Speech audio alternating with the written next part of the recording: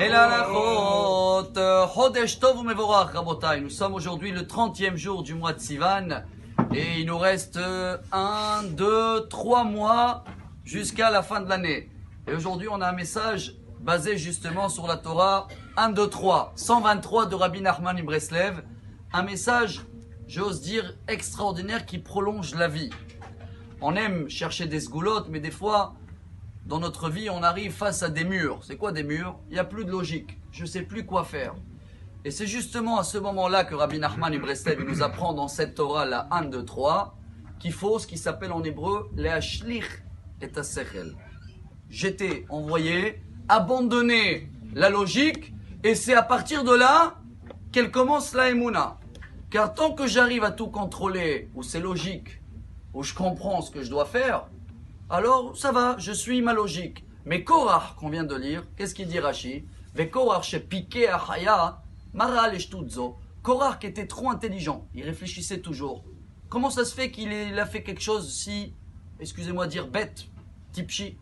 Et bien la réponse de Rabbi Nachman Breslev, elle est justement, tellement il a réfléchi et il pensait qu'il peut tout comprendre tout seul, qu'il n'a pas compris pourquoi si j'ai 10 parchemins de mezouza qui sont dans le salon, je dois quand même mettre une mezouza dehors? Alors la réponse, on vient de la lire, on la lit tous les jours, chers amis, peut-être on ne le remarque pas assez. Urtavtam al mezuzot beitecha uvisharecha leman irbu yemechem.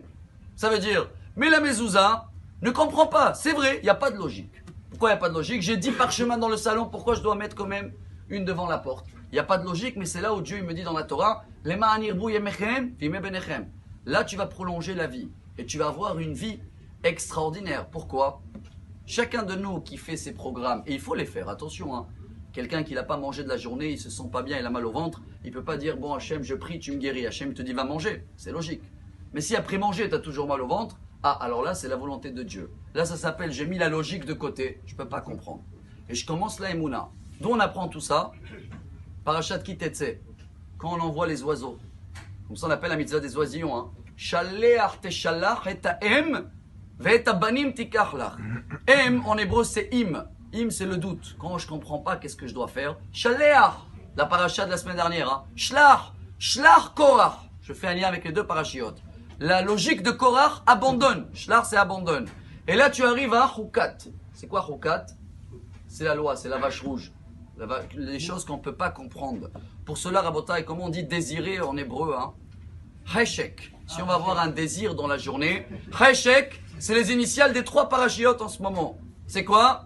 Chukat, si tu comprends qu'il y a des lois qu'on ne peut pas comprendre, tu abandonnes la logique, et ben tu arrives à Shelach Korach.